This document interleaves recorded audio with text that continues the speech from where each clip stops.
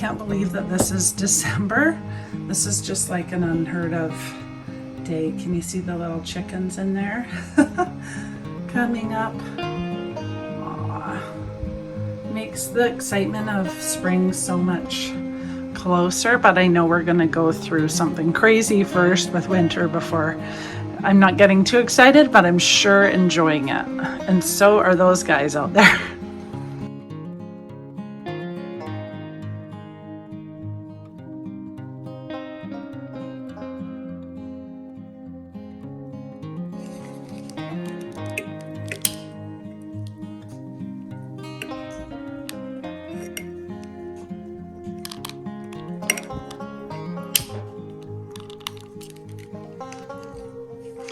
Welcome, friends. I'm so excited to have you here today. I want to share with you what I'm doing for the next few months. So there is this book. It's called It's Never Too Late to Begin Again by Julia Cameron. I do The Artist's Way every year, and I finished it last fall. And now I have her next book, and it's been sitting on my shelf for about a year. I can't wait to do it, and I just thought this is kind of the perfect time because I'm going through so much after having my heart transplant and cancer. So I thought this was so fitting for the new year. It's never too late to begin again. I'm almost 49 and I feel like because I have a terminal condition that I want to start again. I've been forced to start again, and I thought this would be fun to go through because I have a lot of thinking and planning to do over the next little while. So I want to invite you to do this book with me. Now I'll read you the back. You can see that it says, Julia Cameron has inspired millions with her bestseller On the Artist's Way, It's Never Too Late to Begin Again. She turns her eye to a segment of the population that ironically, while they have more time to be creative, are often reluctant or intimidated by the creative process. She also shows readers that retirement can, in fact, be most rich, fulfilling, and creative time of their life. Well, I may not be retiring, but I still want to do this again, and I think it's just the perfect thing for right now. So join me, will you? It's going to be fun. So in this book, there are, let me show you. Oh, here it is. Here are the contents. So it goes through a 12-week, basically she calls it a course. I just call it chapters. But 12 weeks of what things that we can do. So reigniting the sense of wonder, freedom, connection, purpose, honesty, humility, resilience, joy, motion, vitality, adventure, and faith. So I just thought that this was a really neat thing to do. I know what to expect because I've read lots of her books before. And it's going to be great. There's going to be tasks to do and things like that. So I'll just show you after the introduction. It's quite a long introduction. So week 1, reigniting a sense of wonder. And she talks about this week you will delve into early childhood memories as your creative adventure gently begins. You will reconnect with the wonder of a familiar, but perhaps long ignored sense of possibility. You will start to examine and discard old ideas that may be stopping you from exploring new horizons. The inner blocks of skepticism and self-censorship. And it goes on to look at yourself, your story with more compassion, things like that. And it has tasks to do. And so I thought it would be fun to do this together for anybody who has this book or wants to get the book, and we can work on that together week by week.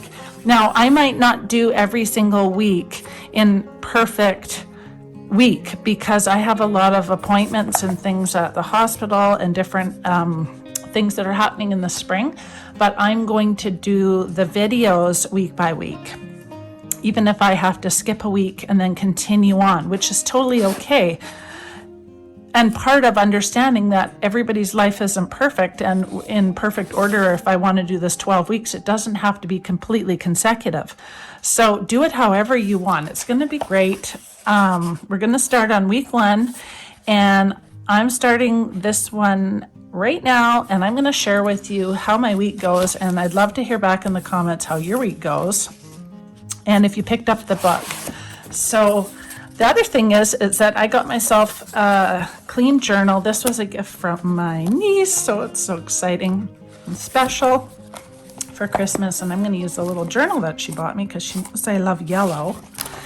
And I'm going to take down notes and different things in this journal. Excuse me. And I think that's going to be really special to have that separate thing just for this book, because I'm big on journaling. As most of you guys know, my career as a counselor, and I'm really fond of journaling and writing letters to yourself and to others and this and that. And so it's important to me to write down some of my big aha moments and things so I don't forget. So if you feel like following along, I think a journal is a great addition, and it's going to be fun. So let's start on week 1, shall we? Okay, so here's something I totally love about this book. Basic tools, morning pages, 3 daily pages of longhand stream of consciousness writing done first thing in the morning. For your eyes only. Memoir, a weekly guided process of triggering memories and revisiting your life in several year increments. Artist Date, a once weekly solo expedition to explore something fun. Now, to me, this doesn't need to say artist dates. If you don't want it to, you can call it, because don't think you need to be some artist to do this book or her other book. You don't. It just means a solo time with yourself, personal time to think with yourself. Walking, a 20-minute solo walk twice weekly minimum without a dog's friend or cell phone. So quiet, enjoying fresh air, looking at being in nature, getting exercise. And I love that because nature is really part of my life. She also talks about basic principles for creativity, recovery, and I think it's really beautiful. I'm going to share a lot of this book so that for those of you who don't want to buy it, you don't have to. I'm going to share with you how to use it, even if you don't want to do that, because then you can still follow along, no problem, without having to buy the book. So it goes on in the introduction, which I'm going to break into sections for you, and then we're going to start reigniting a sense of wonder. So it says in week 1, what I spoke about earlier about diving into memories, and we're going to go through all of that. So it's going to be awesome, and I hope that you have as much fun as I do. And then what I'm going to do is I'm going to recap how my week has gone, and I'd love to hear how your week has gone and anything that I've learned from this week, because I think this is a really amazing self-development tool, being able to recognize that some people have to start over again. Some people have to reinvent themselves in midlife. And I being one of them, forced into starting over in life, not knowing where my career is headed, not knowing if I'm going to be able to go back to work, not knowing if I want to go back to work, not knowing what I want to do, and having all of these different health issues coming out of what feels like nowhere for me. As a healthy woman, I kind of was just thrown into the lion's den, is how it feels. And so I really loved how these books really make you look at yourself on a deeper level and open your eyes and give you creative ideas on what could be the future and what you could do, even if you're someone like me who is scared to think too long term because you feel like you've been given an end cap, but in your heart you feel like it's not going to be real. You can You're going to make it forward. You're going to live longer than they tell you. You're going to have an amazing life ahead of you. And that's the focus that I really want to focus on with this book. So I hope you have fun with me. I think it's going to be a great eye-opener. Doing for the next few months. Okay, so week 1, I'm just going to read you a few things that she writes. So if you don't want to buy the book, you don't have to. And then you can follow along with your journal. You're going to need to write down some stuff because there are some prompts. I'll show you guys my favorite new mug. Is it adorable? Care Bears. Between strawberry shortcake and Care Bears, those are definitely my 2 favorite childhood memories, which is interesting because we talk about this in the book. But so she goes to say that young children discover one thing at a time. The tiniest detail sparks wonder. Because a young child doesn't have the same awareness as an adult does, there isn't a sense of hurrying to learn something. Each new discovery builds upon the last and is an exciting body of knowledge and experiences formed. Adults often have forgotten this natural perspective, and they put pressure on themselves to learn quickly or impatiently and expect themselves to come to some sort of solution immediately. And whether you're starting a new point in life, in midlife, or just retiring, or changing careers in midlife, we're often leaving a structured life where we were an expert and entering a non-structured life where we may feel at some degree at loose ends, kind of almost in shock. And she says, it is important to be very gentle with yourself, especially in the early days of this transition.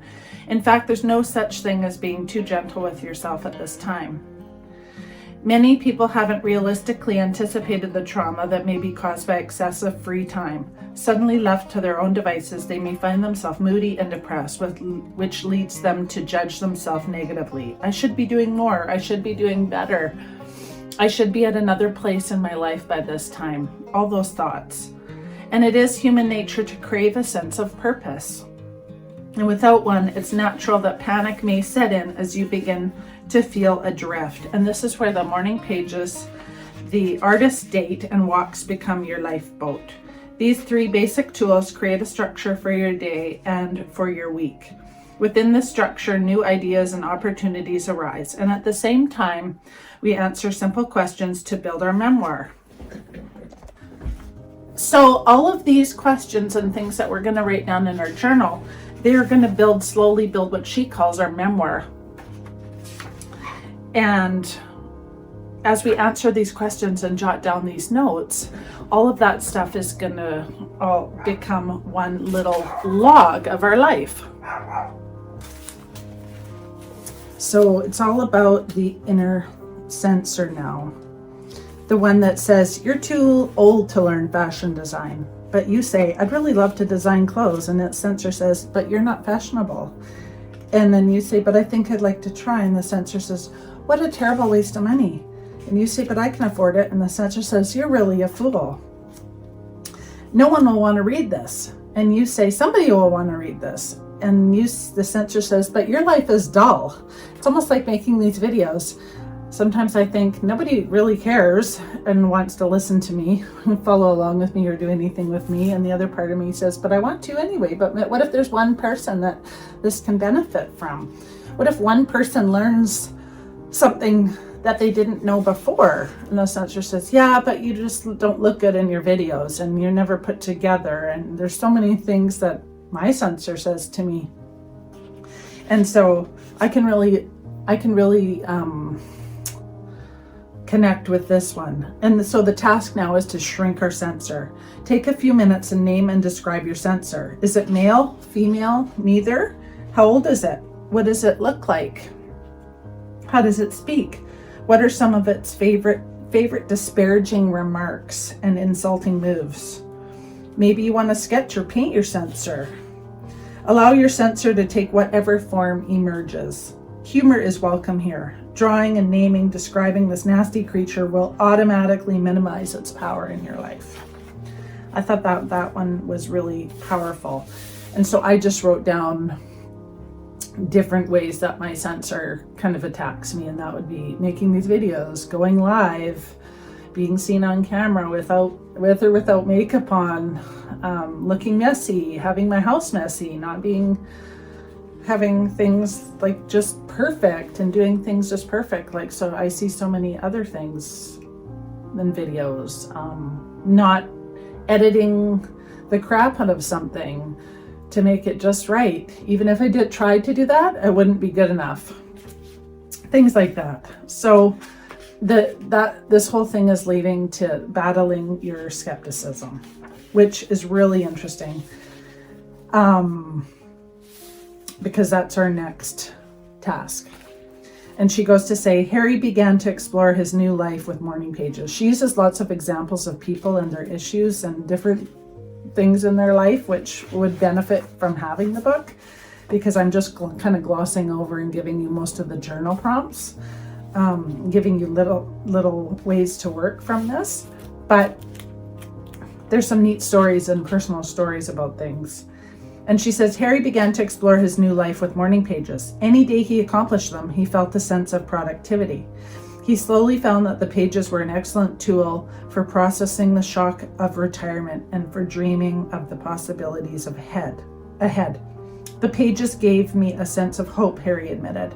I'm intimidated by doing artist dates, and I'm afraid that if I look at my life story, I'll find a lot of regret and missed opportunity. But what do I have to lose? This too can be done in small steps.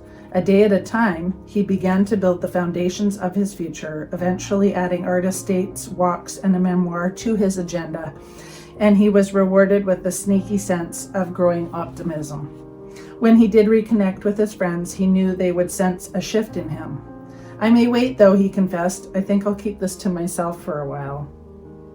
That's kind of neat. That's kind of how I feel when I go walking and I'm all by myself. I feel like I'm becoming a different person, and I don't care if anybody else notices or not, but I'm becoming a different person inside.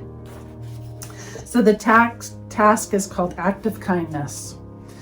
This is all within week 1. Skepticism is rooted in fear, and fear is healed by compassion. Being gentle with ourselves helps us move through our vulnerability and towards our dreams. A little act of kindness towards ourselves can take a very long way indeed. List 3 kinds of actions you would take on your own behalf. Number 1, I could buy candles and a wonderful bubble bath and take a long, luxurious bath. Number 2, I could take an afternoon and finally clear off the bookshelf that's been bothering me, or clear out closets with the same clutter. Number 3, I could allow myself to go and see a comedy at the local theater that other people say might be a waste of time, but I've secretly wanted to see ever since I saw the trailer. This week, choose one of these actions and complete it. So you're just going to make a list of different things how you basically self-care for yourself. What do you want to do? She's calling organizing a self-care, so I'm all about that because I love organizing. So I'm going to clean out my closet. My girlfriend has inspired me. She loves making capsule wardrobes, and so I'm going to go clean out my closet, and I'm going to get a big garbage bag, and I'm going to make a bag for dropping off at the thrift store. And I think I'm going to also make seasonal sections. I'm going to break it into my closet into summer. So I'm going to have all my dresses and skirts and things like that in one area. And then fall and winter, and maybe spring and summer. So 3 different sections, maybe 2, maybe spring and summer and fall and winter. Because in Canada here, we have 4 different seasons, so you need a lot of different clothes. But I'm going to really go through this and wean down, and it feel really good to declutter for me. So that's what I'm going to do, and that's our week 1. So basically, I'm going to recap what we're going to do for week 1, which is I'm going to start at the beginning. We're going to ask yourself all those questions that I said in in the beginning about deciding on your age, 0 to 4, 0 to 5, however old you are, answering those 10 questions that I gave. And then we're going to go through It's Never Too Late, and we're going to answer 1 to 5 of If It Weren't Too Late, I'd. And then we're going to look at our inner sensor and maybe journal about or paint or draw or think about our inner sensor and all the times that it squashes our ideas and our dreams. And then we're going to look at active kindness, which is the one that we're going to do self-care for ourselves. And I'm going to do the decluttering thing, but you can do anything you want. I already am a bath person, so I have baths every night, and that's my little self-care to myself too. And then we're going to just check in. Are you doing your morning pages? Are you doing your 20-minute walk? Did you go on take yourself to one special place this week that could be a special time just for you, doing something that you like? Maybe it's going to an art store. Maybe it's going to a thrift store. Maybe it's going to a bakery. Maybe it's going for a hike. Maybe it's going for swimming. Whatever that is for you, that special time of taking for something that you really want to do for yourself. And that's our week 1 wrapped up. So I'll meet you back here with week 2 called Reigniting a Sense of Freedom. But please do leave me a comment and let me know if you had any aha moments, and if you bought the book or if you're just following along with me. I'd love to know, because if you're following along with me and there's enough people, I'll read it a little bit deeper into this. So thanks so much for being here. If you like this video, please like and subscribe to my channel if you want to follow along with the 12 weeks. I'm already enjoying having some moments of deeper thoughts and enjoying some of these journal prompts. And you don't have to do it super deep. You can just follow along on the surface even to get a few little revelations if you like. But yeah, thanks so much for being here. And please leave me a comment with any questions that you have. If you want me to, let me know if you want me to read more from the book, or if you just want me to skim through the surface questions. Otherwise, I'll just keep going along how I have. Please subscribe to my channel and have a fabulous day, friends.